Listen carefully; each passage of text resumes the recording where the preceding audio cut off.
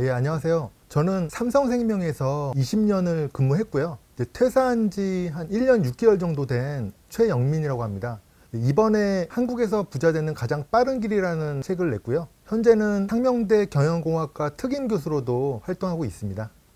지금 한국 은퇴자들의 가장 큰 문제는 뭔가요? 제가 제일 크게 문제라고 생각하는 거는 노후 준비를 너무 늦게 시작한다는 겁니다. 아시다시피 한국인들은 회사에 충성하고 열심히 아직까지도 하고 있잖아요. 올인하고 있죠. 주말에 야근도 하고, 거기다가 자녀라면은 사실 깜빡 죽잖아요. 모든 부모들이 마찬가지로. 그래서 자녀들 교육비에 너무 또 올인을 하고 있어요. 그렇게 하다 보니까 비싼 가회비, 대학 등록금, 또 유학도 보내고 싶어서 회사에 올인하고 일만 하다 보니까 생각할 시간이 없는 거죠, 아예. 그래서 내 노후는 어떻게 구성해야겠다, 설계해야겠다, 뭐 이런 건 없이 계속 회사에만 올인하고 승진하려고 아웅바웅 하다가 결국은 어이없이 뭐 권고사직을 당하든지 희망퇴직금 조금 받고 이렇게 나오게 됩니다, 어느 순간. 눈 떠보니까 집에 와 있는 거죠. 그래서 은퇴 후 무엇을 살아갈지에 대해서 뭐 구체적인 계획도 없어요. 그래서 마치 이제 병이 생긴 뒤에 병원을 찾는 것처럼 나중에 돼서야 은퇴를 이제 준비를 하기 시작하는 겁니다. 너무 늦게 하는 거죠. 그래서 너무 늦게 시작하는 게 하나 있고요. 그 다음 이제 또 하나는 대부분 여러분 저도 마찬가지지만 한국인들의 자산이 집 한 채에 집중돼 있다는 겁니다.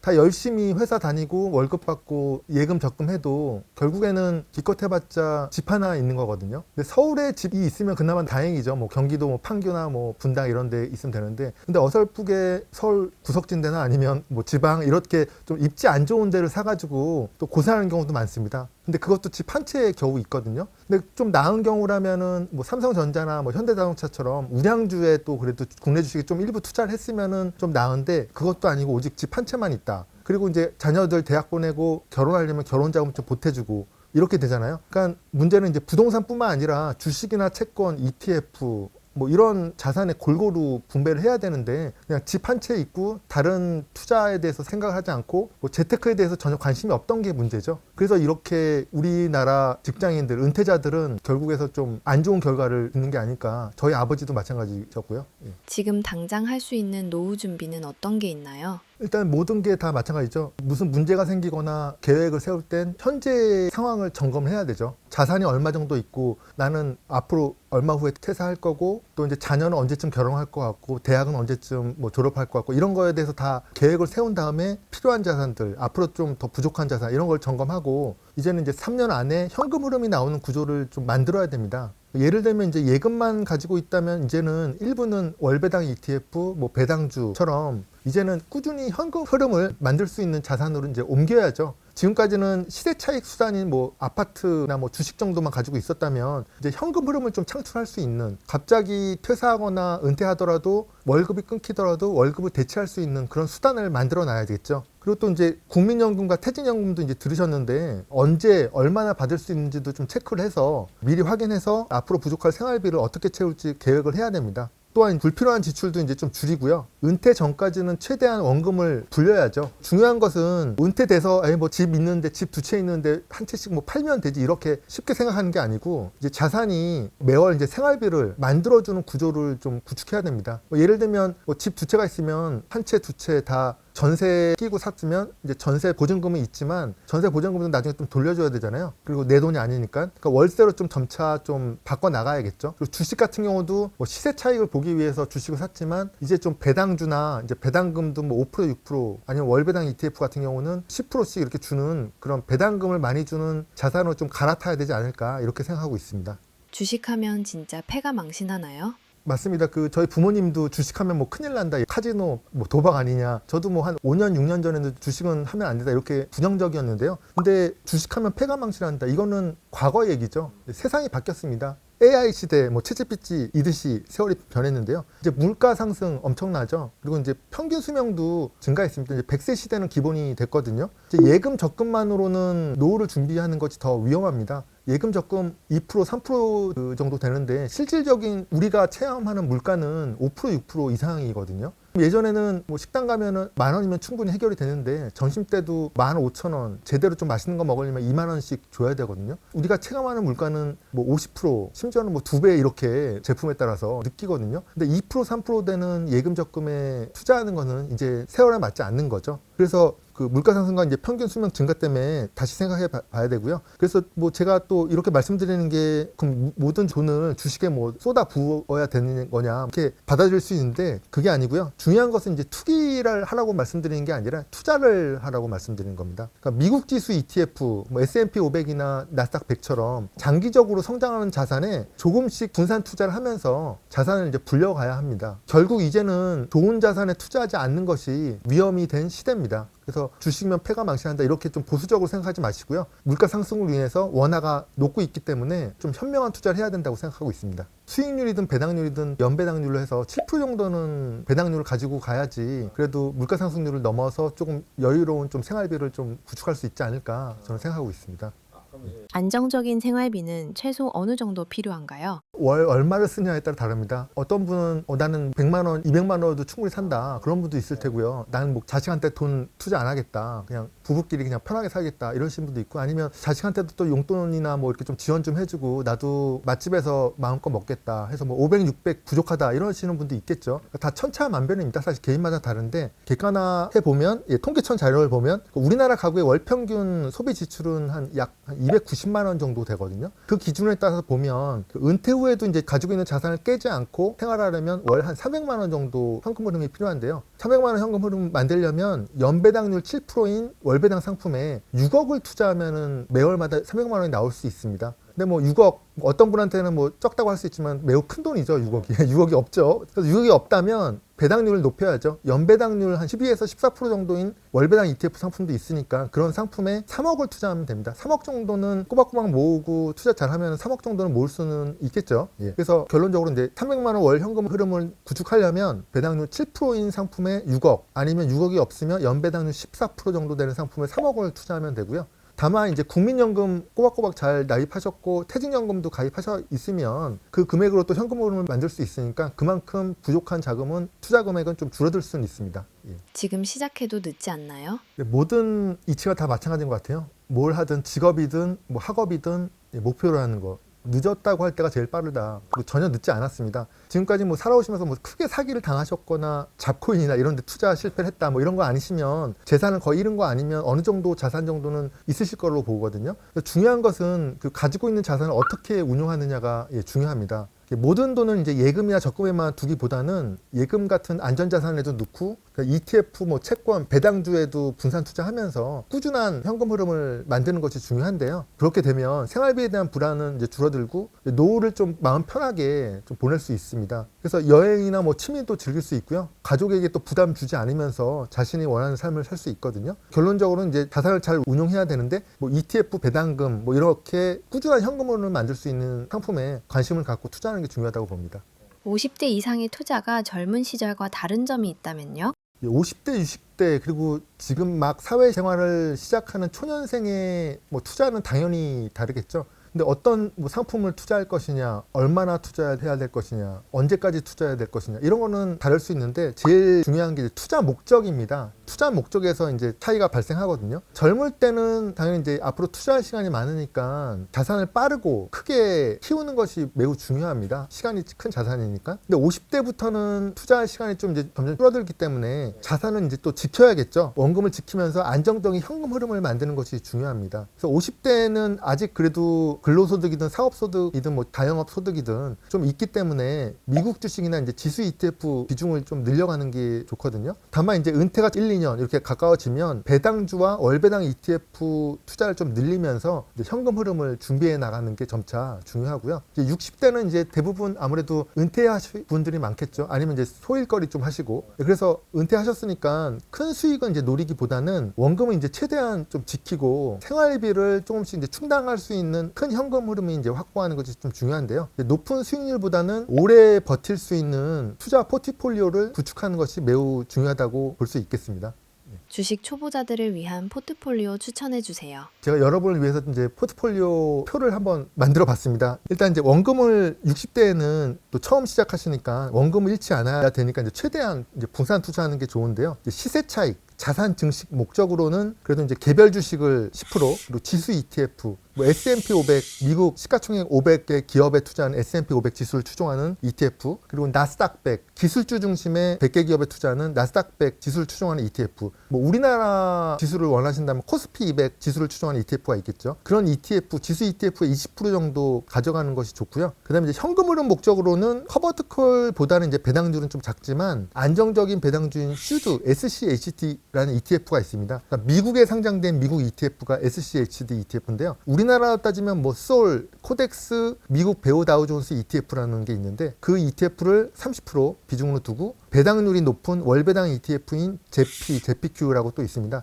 미국에 상장된 S&P 500 추종하는 나스닥 100 지수 추종하는 커버트콜이 있습니다. 그 커버트콜에 20% 정도 편입해서 이제 안정성과 수익성을 가져갑니다. 그리고 나머지 20%는 이제 현금과 금, 골드죠. 네, 보유해서 시장이 크게 하락할 때를 좀 대비하고요. 지금처럼 필요할 때 이제 추가 매수하거나 이제 생활 자금으로 좀 활용하는 게 좋습니다. 왜냐하면 갑작스럽게 의료비나 뭐 자녀의 학자금이 좀 필요할 수도 있잖아요. 그런 예비 자금으로 이제 현금과 금 한 20% 정도 두는 겁니다. 그래서 결국 60대 초보 투자자는 높은 수익률보다는 분산 투자와 현금 흐름 그리고 원금 보전을 우선시하는 포트폴리오를 구성하는 게 제일 적합합니다. 정리하면 이제 개별 주식, 그래도 시세 차익을 좀 노리는 투자도 좀 필요하겠죠. 개별 주식의 10%만 가져갑니다. 또 개별 주식이 너무 많이 비중을 두면 리스크가 있으니까 개별 주식은 변함없는 강남 아파트처럼 강남의 주식이라고 할 수 있는 빅테크, 알파벳 M7 주식, 그리고 이제 반도체 사이클이 계속 상승을 좀 장기적으로 유지하니까 마이크론이나 SK하이닉스 같은 메모리 반도체에 집중하는 그런 기업들에 투자하고요. 그리고 ETF는 세 가지 종류로 제가 나눠봤는데요. 지수 ETF, 안정적이죠.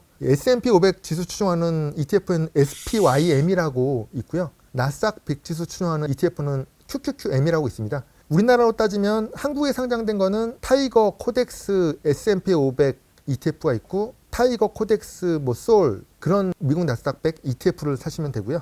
배당 성장 ETF는 슈드라고 있습니다. 요 배당 성장 ETF는 100개 기업에 투자하는데 그 100개 기업들이 매년 10%씩 배당금을 올려준 우량 기업입니다. 배당률 한 3.5% 정도 되고요. 그 다음에 이제 마지막으로 커버드콜 ETF 하면 위험한 거 아니냐고 하는데 뭐 커버드콜 ETF도 좀 배당률이 높은 만큼 위험한 것도 있고 한 10% 정도 주는 배당률인데 아직까지 원금이 뭐 손실되거나 그런 적이 없는 안정적인 커버드콜이 있거든요. 그게 제피Q라고 해서 우리나라에도 지금 많이 서학개미들이 많이 사고 있습니다. 제피Q를 사시면 되고 우리나라에 상장된 우리나라 자산운용사가 만든 상품을 사신다고 하면 커버드콜이 타이거, 코덱스, S&P 500 커버드콜, 타이거 코덱스, 나스닥 100 커버드콜 ETF 뭐 이런 종류로 사시면 될 것 같고요. 마지막으로 이제 현금이나 금은 이제 정기예금 안정적인 저축은행 정기예금이 제일 금리는 많이 주겠죠. 그리고 1억까지 예금자 보호가 되고요. 그다음에 이제 미국 달러, 그리고 금 ETF는 뭐 GLD라는 ETF가 있습니다. 우리나라 것도 있겠지만 그런 종목을 사셔서 이렇게 분산 투자해서 포트폴리오를 구성하시면 좋을 것 같습니다. 커버드콜이 어떤 건가요? 커버드콜에 대해서 많이 좀 생소하실 것 같아요. 근데 커버드콜이 저도 뭐 한 3, 4년 전부터 공부를 하기 시작했고 그래서 제 책도 나는 미국 월배당 ETF로 40대 은퇴한다는 책을 2년 전에 좀 내서 많은 분들이 또 읽었고요. 커버드콜은 우리나라에 한 2년, 3년 전부터 한국에 있는 자산운용사들도 뭐 삼성 자산운용사나 미래에셋 자산운용사들을 필두로 해서 우리나라에도 많이 이제 들어왔습니다. 많이 만들고 있고요. 커버드콜이라는 개념이 설명드리면 주식을 보유함과 동시에 콜옵션을 판매함으로써 헤지펀드나 뭐 기관 투자가한테 콜옵션을 팝니다. 한 달 후에 뭐 이 주식을 뭐 얼마에 살 수 있는 거래를 팔고 그 얻어들이는 프리미엄이라고 있거든요. 쿠폰을 팔듯이 쿠폰 가격을 뭐 얼마씩 받아서 콜옵션 판매한 금액을 받아서 모았다가 우리 같은 투자들한테 큰 배당금을 줄 수 있는 겁니다. 좀 어려운 개념일 수도 있는데요. 저도 처음에 이제 공부할 때 좀 어려웠는데 프리미엄이 뭐냐, 커버드콜이 뭐냐 이런 거에 관련해서도 인터넷을 보면 많은 분들이 이게 또 그 정리한 것도 있고 조금씩 보다 보면 이해가 가는데 지금은 이제 짧은 시간에서 제가 뭐 자세한 건 말씀드리기 좀 어렵긴 하지만 그래서 정리하면 이제 주식을 보유함과 동시에 콜옵션을 판매한 수익으로 프리미엄 수익으로 우리한테 높은 배당금을 자산운용사가 우리한테 준다. 그래서 뭐 10%, 12% 나아가서는 미국 상품 같은 경우는 50%, 70% 배당을 주는 커버드콜 ETF도 있습니다. 근데 그만큼 배당금을 많이 주는 만큼 리스크는 높아지겠죠. 그런데 우리나라에서도 우리나라 그 자산운용사들도 커버드콜 배당률을 한 15% 정도까지는 주고 있습니다. 그 이상 20% 이상 되는 건 없고요. 리스크가 높다고 생각하기 때문에. 그러면 이제 금감원에서 제동을 걸겠죠. 근데 미국은 20% 50% 이상 되는 커버드콜을 판매하고 있는데 우리나라에서 판매하는 상품은 한 15% 정도가 최대인데 예를 들어 최근에 뭐 인기 있는 거는 뭐 타이거, 코스피 200 위클리 커버드콜 뭐 이런 상품들이 유행이고 많이 판매하고 있는데요. 코스피 200 위클리 커버드콜 같은 경우는 상품명이 좀 복잡하죠. 그대로 설명드리면 타이거는 미래에셋 자산운용사의 그 ETF 브랜드명이고요. 코스피 200은 코스피 200을 추종한다. 그렇게 하면서 위클리 커버드콜을 판매하는데 자산운용사가 매주 판매한다. 원래 한 달 주기로 판매하거든요. 근데 매주 판매하면서 높은 프리미엄을 더 얻겠다. 그러면서 타겟 위클리 커버드콜입니다. 타겟은 15% 배당률을 거의 보장하겠다. 타겟으로 목표로 하겠다. 처음에 커버드콜이 우리나라에서 만들어졌을 때는 15%라고 명칭을 줬는데 금감원에서 이렇게 15%라고 명칭을 당연히 주는 것처럼 얘기하면 위험하다. 어떻게 그렇게 하냐. 미국에서도 그런 얘기는 없는데. 그래서 15%를 빼라고 해서 그냥 타이거, 뭐 코스피 200 위클리 커버드콜 ETF 이렇게 명칭을 둔 거거든요. 그래서 지금 이제 시청하시는 분도 아시는 분은 아실 거예요. 커버드콜 ETF도 요즘 많이 인기거든요. 그리고 한 15%까지 정도 주는 거는 그렇게 리스크가 크지 않다. 그리고 지금까지 원금이 뭐 손실되거나 그러지 않았다. 그래서 요즘 인기가 많고 알게 모르게 뭐 주변에 보시면 하시는 분이 많이 있을 겁니다. 그래서 제 개인적으로 생각해도 한 10%에서 15% 정도 주는 커버드콜 ETF는 그렇게 위험하지 않다. 차라리 뭐 테슬라나 뭐 그런 변동성이 높은 그런 개별 주식보다도 안전할 수 있다 하는 게 제 개인적인 소견입니다. 네. 주식이 좀 익숙한 분들을 위한 포트폴리오를 추천해 주세요. 이렇게 주변에 보시면 나는 주식을 한 번도 한 적이 없다. 그래서 ETF를 어디서 사냐 뭐 이렇게 물어보시는 분도 있더라고요. 초보적인 질문이나 당연합니다. 모르면요. 그리고 국내 주식도 해본 적이 없으신 분은 미국 주식 하기에는 좀 더 어렵겠죠. 근데 만약 그 주식을 어느 정도 해보신 분이 있다면 미국 주식 사는 것도 뭐 그대로 똑같거든요. 그래서 어느 정도 주식 투자 경험이 있으셨다면 많이 수익도 얻으셨겠지만 많이 또 손해도 보셨겠죠. 멘탈도 많이 붕괴된 적도 그런 경험도 많이 있으셨을 텐데 어쨌든 경험이 많이 있으실 거예요. 그럴 경우에 이제 주식시장이 뭐 10% 20% 아니면 30% 이렇게 하락해도 이제 버틸 수 있는 멘탈은 갖고 계실 것 같아요. 그래서 초보 투자자보다는 좀 더 적극적이고 좀 공격적인 투자도 좀 하실 수 있을 것 같은데요. 그럴 경우에는 제가 또 표로 정리해 놨는데 개별 주식의 20% 그리고 지수 ETF의 50%로 이제 시세 차익을 좀 노리고요. 제피나 제피큐 같은 커버드콜 ETF를 20%로 안정적인 현금 흐름을 확보하면 됩니다. 그리고 나머지 10%는 이제 현금으로 보유해서요. 주가 하락 시 추가 매수하거나 예상치 못한 지출에 대비해서 예비 자금으로 가지고 있는 게 좋습니다. 결국 투자 경험이 있는 분들은 더 공격적으로 투자를 좀 고려하실 수는 있는데요. 항상 현금을 일부 좀 보유해서 변동성에 좀 대응할 수 있는 포트폴리오를 만드는 것이 중요합니다. 표를 보면 개별 주식은 시세 차익을 좀 더 갖기 위해서 10%가 아니고 20%로 해서 뭐 빅테크주나 반도체 주식에 하시면 좋을 것 같고요. ETF는 지수 ETF의 50%. 아무래도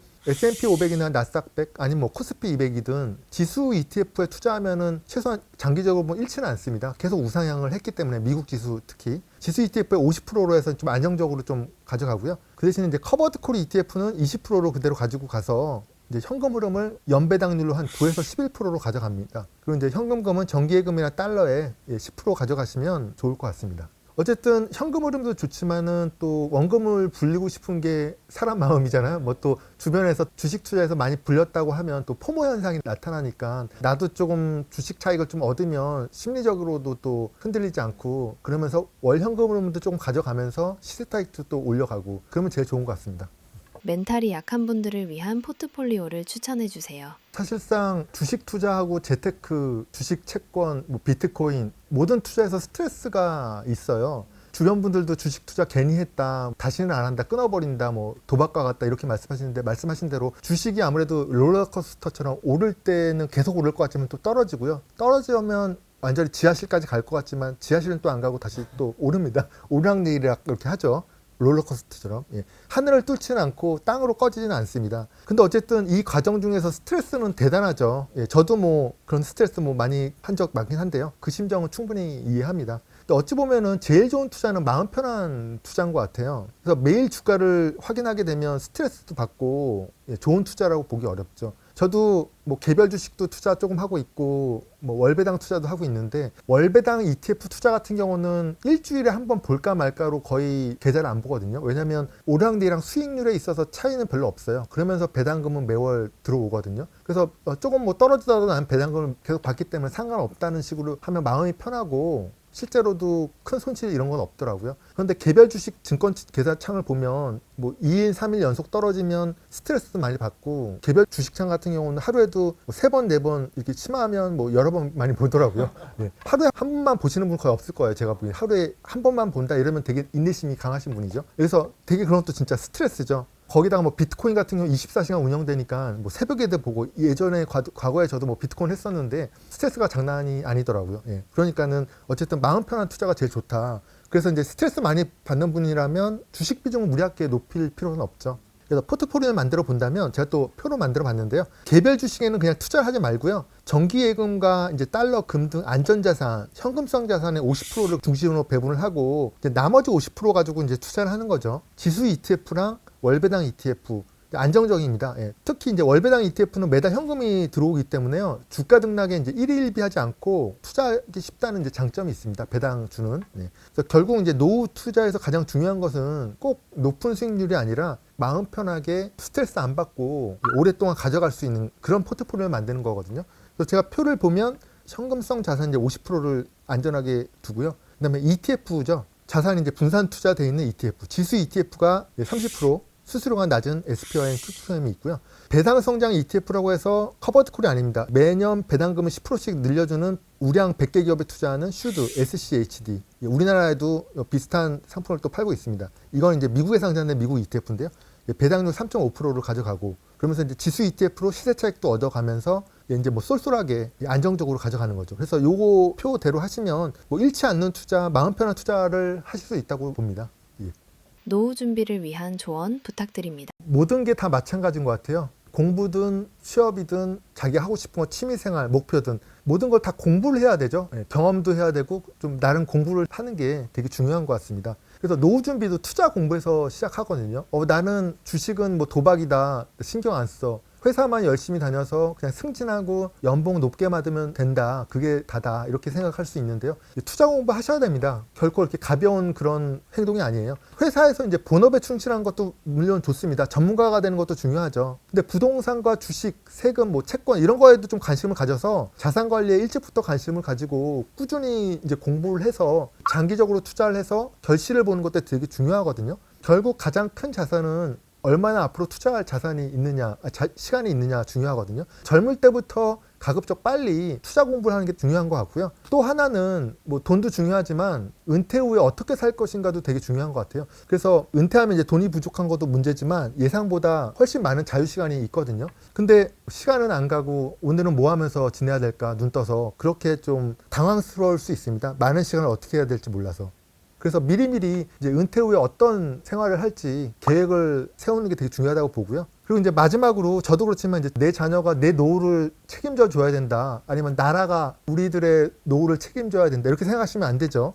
그 기대는 일찌감치 내려놓으셔야 됩니다. 내 인생, 내 노후는 내가 오로지 책임질 수 있거든요. 자녀도 책임질 수 없습니다. 제 와이프도 책임질 수 없어요. 내가 준비해야 됩니다. 그래야지 이제 경제적으로, 심리적으로도 이제 자유롭고요. 자녀에게도 부담을 주지 않습니다. 자녀도 살기 바쁜데 저의 짐까지 올려두는 거는 좋지 않잖아요. 그래서 자녀에게 부담을 주지 않기 위해서는 내 노후는 내가 책임지고 미리미리 준비하는 게 좋다고 봅니다.